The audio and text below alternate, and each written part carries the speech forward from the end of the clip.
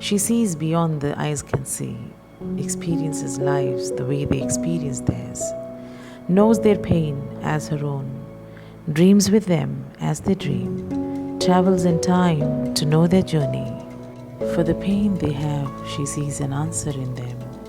And because they could not do it for themselves anymore, she becomes the way they could. A known sense in an unknown face, a sense of belonging, a sense of connect.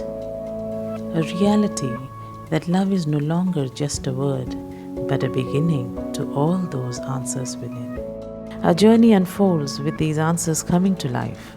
Diseases going away, hatred melting, relationships finding harmony, compassion filling your life. Passion and purpose find expression. You know that your life blossomed in love and you were not alone. This is Rashmi Aiyappa, to people an eternal friend in spirit, and to the world spiritual scientist, inventor of Aashwasan sciences and founder of Aashwasan.